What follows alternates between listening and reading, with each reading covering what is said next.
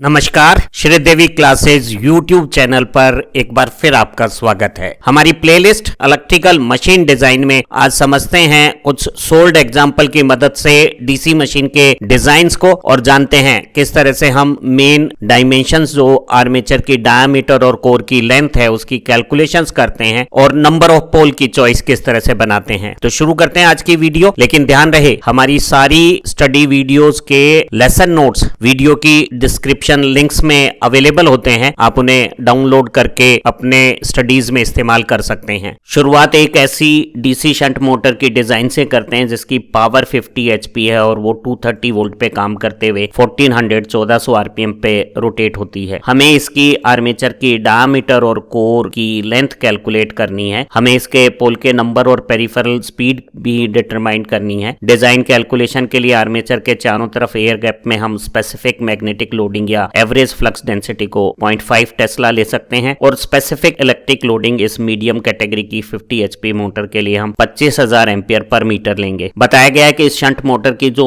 Mechanical efficiency है वो 90% है, अर्थात उसमें मैकेनिकल फ्रिक्शन, विंडेज और आयरन लॉस 10% के अमाउंट के हैं। हमारी सारी डीसी मशीन की डिजाइन, चाहे वो मोटर हो या जनरेटर हो, जो आउटपुट इक्वेशन है, जो हमारी मेन डायमेंशन, डायमीटर और कोर लेंथ को पावर से कनेक्ट करता है, उसमें पावर आर्मेचर की पावर है। और एक मोटर के लिए शाफ्ट पे मैकेनिकल आउटपुट में अगर हम फ्रिक्शन, आयरन और विंडेज लॉसेस को जोड़ देते हैं तो वो सारी पावर जो आर्मेचर पे अवेलेबल है वो आ जाएगी। अर्थात हम आर्मेचर में अवेलेबल पावर में से फ्रिक्शन, विंडेज और आयरन लॉस को अगर सब्ट्रैक्ट कर देते हैं तो वो हमारा मैकेनिकल आउटपुट आ जाता है। अगर हमें मोटर का इलेक्ट्रिक इनपुट दिया हुआ होता है जो मेजरमेंट के लिहाज से वोल्टेज और करंट को मेजर करके मल्टीप्लाई करके कैलकुलेट किया जा सकता है, तो उसमें अगर हम आर्मेचर के कॉपर लॉस और शंट फील्ड के कॉपर लॉस को अगर सब्ट्रैक्ट कर देते हैं तो हमें आर्मेचर को जो इनपुट अवेलेबल है या आर्मेचर की पावर है वो कैलकुलेट हो जाएगी। तो इलेक्ट्रिकल इनपुट से भी हम आर्मेचर पावर को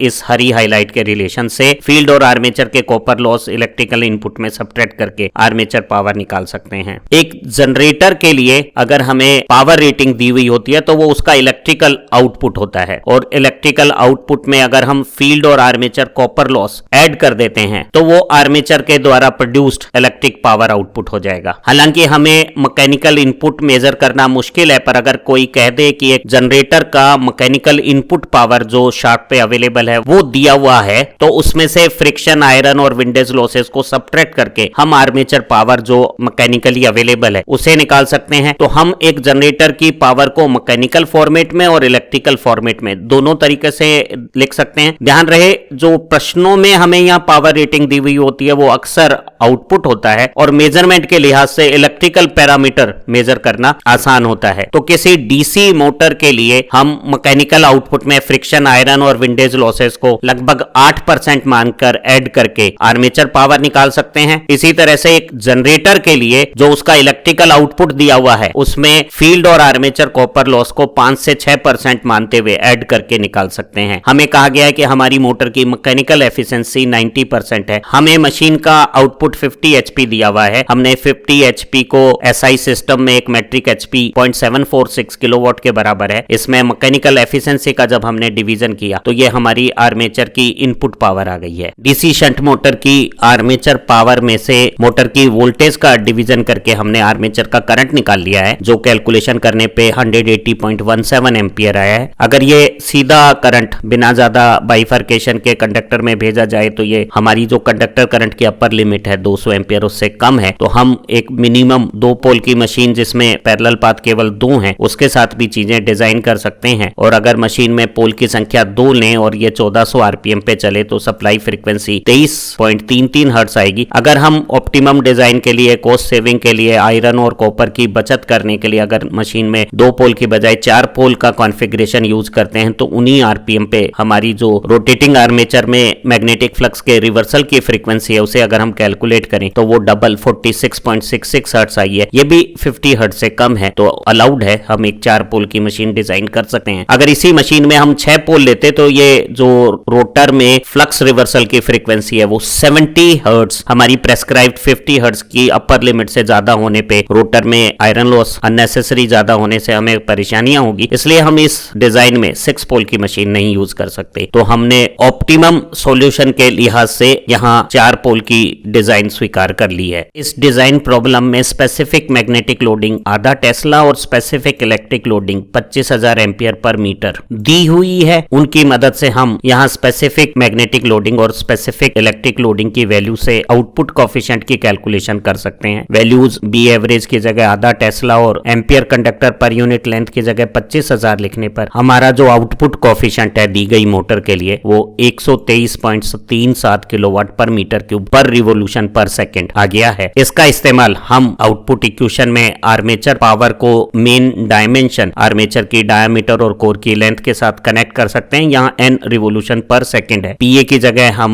आर्मेचर पावर 41.44 किलोवाट निकाल चुके हैं। आउटपुट कोएफिशिएंट 123.37 कैलकुलेट हो गया है स्पेसिफिक लोडिंग से। डी स्क्वायर एल हमारी मेन डायमेंशन का वॉल्यूमेट्रिक फॉर्म हो गया और 1400 आरपीएम को रिवोल्यूशन पर सेकंड में कैलकुलेट करने के लिए जब हमने 60 का डिवीजन किया और यहाँ कैलकुलेशन की तो हमारा जो मेन डायमेंशन का वॉल्यूम फॉर्मूला है डी स्क्वायर एल वो कैलकुलेट करने पर 0.01296 मीटर क्यूब आ गया है। अब यहाँ दो अननोन है, आर्मेचर कोर की डायामीटर और आर्मेचर कोर की लेंथ। इन दोनों की वैल्यूज निकालने के लिए हमें इस एक रिलेशन के साथ साथ डी और एल के बीच में एक दूसरा रिलेशन भी चाहिएगा जिन दोनों की मदद से हम डी और एल की वैल्यूज को सेपरेटली फाइंड आउट कर सकें। उसके लिए हमने मान लिया कि हमारा जो सेलिएंट पोल का जो फेस है वो स्क्वायर क्रॉस सेक्शन का है ताकि उसके चारों तरफ हम जब फील्ड वाइंडिंग के टर्न्स वाउंड करेंगे तो mean turn length for same pole core area minimum आ जाए। तो स्क्वायर पोल फेस के लिए कोर की लेंथ और पोल का आर्क लगभग बराबर लिया जा सकता है और पोल पिच से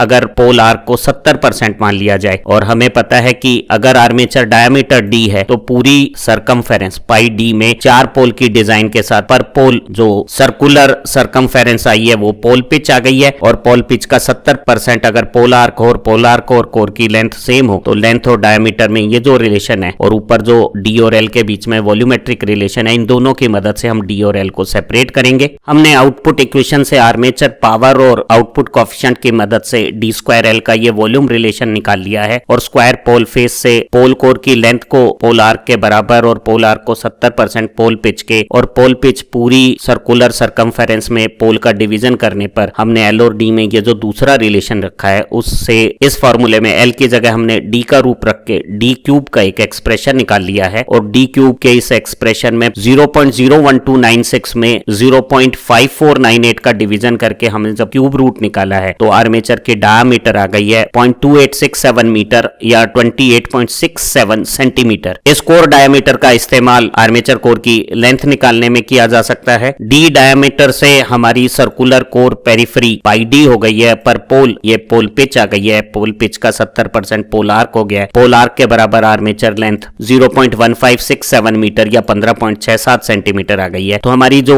मशीन है उसकी दोनों मेन डायमेंशंस कोर की डायमीटर 28.67 सेंटीमीटर और आर्मेचर कोर की लेंथ 15.67 सेंटीमीटर प्राप्त हो गई है। हम डायमीटर से और स्पीड से पेरिफेरल स्पीड पता कर सकते हैं। 1 सेकंड में रिवोल्यूशन पर मिनट बाई 60 चक्कर लगेंगे और एक चक्कर में पूरा सर्किल पाई डी डिस्टेंस ट्रेवल करेगा। तो 1 सेकंड में ट्रेवल डिस्टेंस हमारा स्मॉल एन चक्रों में रिवोल्यूशन पर सेकंड्स में पेरिफेरल स्पीड हो गई है। यहाँ डी की जगह डी की वैल्यू 0.2867 और रिवोल्यूशन पर मिनट 1400 लिखने पर कैलकुलेट करने पर ये 21.0116 मीटर पर सेकंड आया है। और अगर किसी आर्मेचर की पेरिफेरल स्पीड 30 मीटर पर सेकंड से कम है तो हमें उसे ज्यादा अलग से एक्स्ट्रा मैकेनिकल ब्रेसिंग और सपोर्ट देने की जरूरत आर्मेचर को नहीं रहेगी और ये एक सेफ डिजाइन कहलाएगी। अगर ये पेरिफेरल स्पीड 30 मीटर पर सेकंड से ज्यादा आती तो हम इस डायामीटर को लिमिटेड कंडीशंस में रेस्ट्रिक्ट करने के लिए पेरिफेरल स्पीड को 30 लेके डी की मैक्सिमम अलाउड वैल्यू ले लेते और उस केस में हमारी एल की वैल्यू यहाँ आउटपुट इक्वेशन में कुछ ज्यादा आती। एल की लिमिटिंग कंडीशंस को भी हम चेक कर सकते हैं दो एडजेसेंट कम्यूटेटर सेगमेंट के बीच में वोल्टेज कैलकुलेशन से। एक कंडक्टर की ईएमएफ पीएलवी हो गई है, 2 कंडक्टर एक कॉइल बनाएंगे और एक कॉइल की वोल्टेज 2 बीएलवी। अगर हम एवरेज फ्लक्स डेंसिटी को 0.5 टेस्ला, हमारी लेंथ जो हमने कैलकुलेट की है कोर की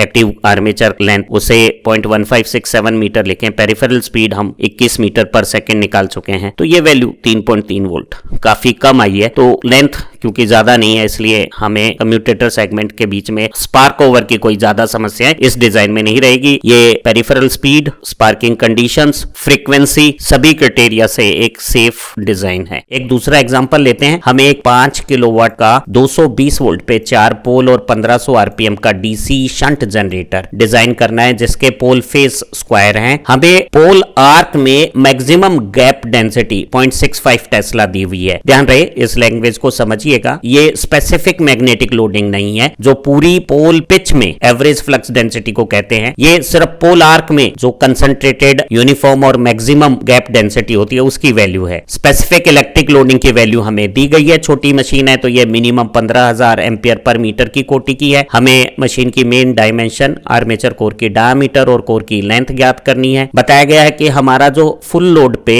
आर्मेचर में जो रेजिस्टेंस में वोल्टेज ड्रॉप होती है वो रेटेड टर्मिनल वोल्टेज 220 वोल्ट की 5% है और जो फील्ड करंट है वो फुल लोड करंट का 1% है। हमें पोल आर्क और पोल पिच का रेशो, फील्ड फॉर्म फैक्टर भी 0.67 दिया हुआ है। ये जनरेटर का रेटेड आउटपुट है, ये रेटेड वोल्टेज है। इससे हम लोड करंट निकाल सकते हैं 22.727। पावर में वोल्टेज का भाग देके हमने लोड करंट निकाल लिया है। फील्ड करंट लोड करंट का 1% हमने कैलकुलेट किया। शंट जनरेटर में लोड करंट और फील्ड करंट को जोड़कर हमने आर्मेचर करंट कैलकुलेट कर लिया है। ध्यान रहे, हम आर्मेचर करंट और आर्मेचर में ईएमएफ की प्रोडक्ट से आर्मेचर पावर निकालेंगे और आर्मेचर पावर को आउटपुट इक्वेशन में इस्तेमाल करके हम मेन डायमेंशंस की कैलकुलेशंस को आगे बढ़ाएंगे। हमारी रेटेड वोल्टेज का 5% आर्मेचर के रेजिस्टेंस में फुल लोड करंट से वोल्टेज ड्रॉप 11 वोल्ट आ गई है। रेटेड आउटपुट जो डिजाइन डाटा में जनरेटर का 220 वोल्ट दिया हुआ है उसमें 5% वोल्टेज ड्रॉप को कैलकुलेट करके हमने जनरेटेड ईएमएफ निकाल लेना है 231 वोल्ट। जनरेटेड ईएमएफ और आर्मेचर करंट के प्रोडक्ट से हमने आर्मेचर पावर निकाल ली है जिसका इस्तेमाल अब हम आउटपुट इक्वेशन में कर सकते हैं 5.3025 किलोवाट। हमने जनरेटर के आर्मेचर में इंड्यूस्ड ईएमएफ 231 वोल्ट और आर्मेचर करंट 22.954 एम्पियर के प्रोडक्ट से आर्मेचर पावर किलोवाट में 5.3025 निकाल ली है। हमें फील्ड फॉर्म फैक्टर या पोल आर्क और पोल पिच का रेशो 0.67 दिया हुआ है जो बता रहा है कि हमारे सैलिएंट पोल से जो फ्लक्स निकलता है वो मेनली इस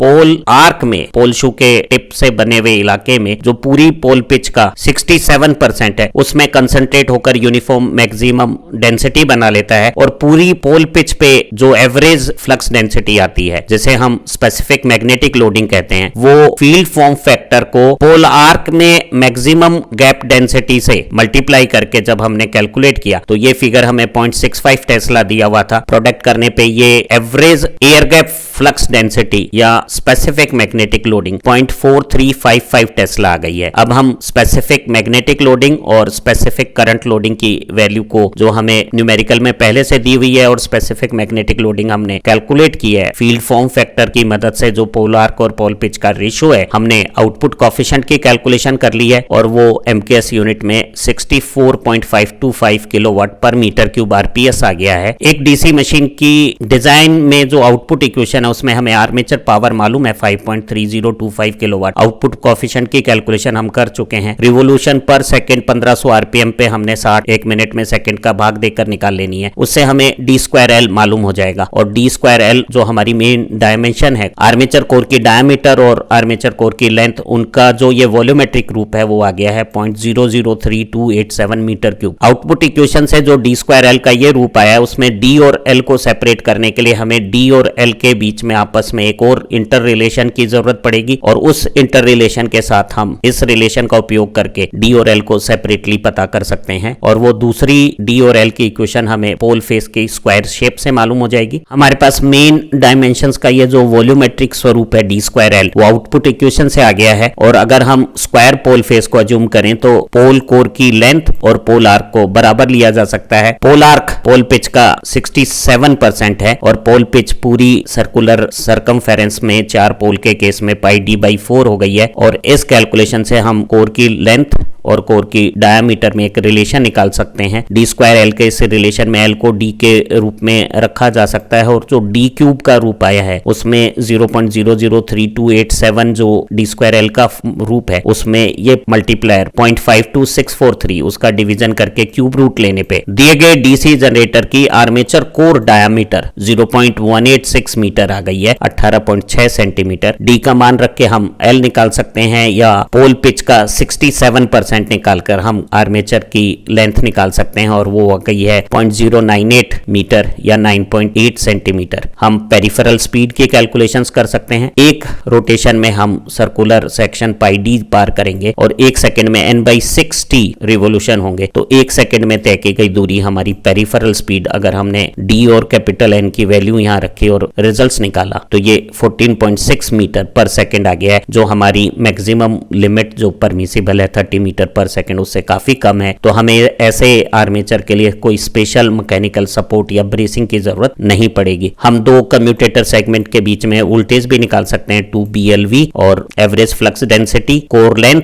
और पेरिफेरल स्पीड जो हमने कैलकुलेट की है उनकी वैल्यू से ये बहुत कम 1.24 वोल्ट आई है, क्योंकि कोर की लेंथ बहुत कम है, क्योंकि मोटर बहुत कम 5 HP पावर की है, तो ये भी एक सेफ लिमिट्स में आ गई है। तो हम पा रहे हैं कि डिजाइन पेरिफेरल वेलोसिटी और एडजेसेंट कम्यूटेटर सेगमेंट में वोल्टेज की जो रिक्वायरमेंट है उनमें भी सेफ है। उम्मीद है डीसी मशीन डिजाइन की हमारी दूसरी वीडियो के साथ ये जो सोल्ड एग्जाम्पल की आप प्रैक्टिस कर रहे हैं उससे आपकी विषय समझ में परीक्षा उपयोगी सुधार होगा। इसी श्रृंखला में एक और वीडियो में हमने कुछ और डिजाइन प्रॉब्लम्स को आपके लिए सॉल्व कर रखा है, उसकी मदद से आप अपनी समझ को और बेहतर कर सकते हैं। हमें उम्मीद है कि ये जो वीडियो लेसन्स हैं वो आपकी सब्जेक्ट अंडरस्टैंडिंग को इंप्रूव करके एग्जाम परफॉर्मेंस में बेहतर रिजल्ट्स लाएंगे। आप अच्छा पढ़ें, तरक्की करें। Have nice time. फिर मिलते हैं एक नई वीडियो के साथ, तब तक आप हमारी डिस्क्रिप्शन लिंक से नोट्स को डाउनलोड करें और अपने स्टडीज को जारी रखें। Thank you once again.